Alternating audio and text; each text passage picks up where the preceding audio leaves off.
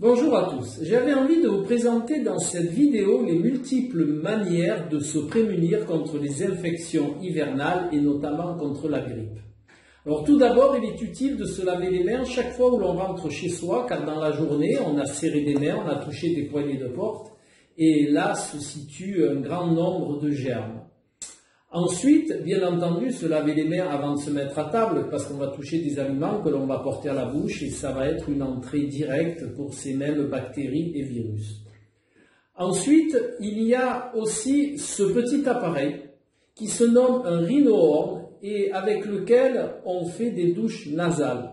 Alors, en période hivernale normale, une douche nasale le soir avant de se mettre au lit est largement suffisant, et en période épidémique, là où le pic épidémique est le plus grand, eh bien on fait une le matin au lever et une le soir au coucher. Alors c'est très simple.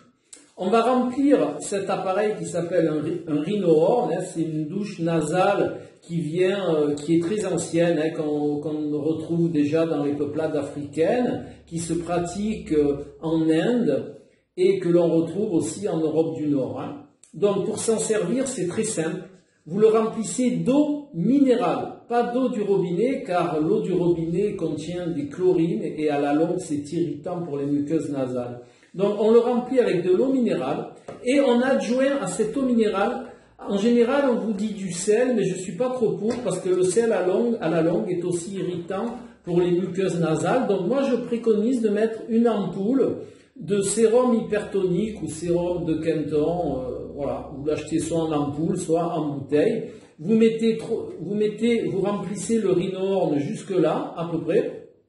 Voilà, vous le remplissez jusque là, vous mettez votre ampoule dans l'eau minérale, vous le laissez, vous le tournez un petit peu et vous faites votre douche nasale de cette manière. Mettez pas la tête en arrière, vous mettez la tête même un petit peu en avant et vous laissez couler par l'autre narine et après vous faites cette narine-là et vous laissez couler par là. C'est un des meilleurs moyens naturels de se prémunir vraiment contre tous les problèmes ORL de l'hiver.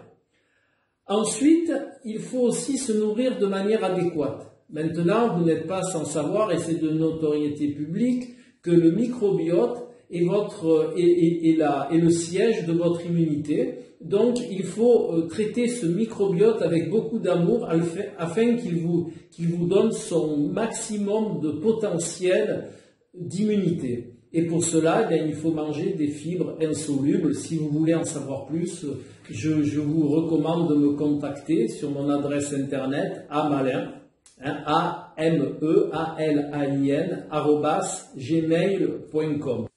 Il est aussi essentiel de faire attention à sa nourriture. Pour cela, pour pouvoir jouir de son potentiel maximal d'immunité, il faut impérativement une nourriture hypotoxique et légère.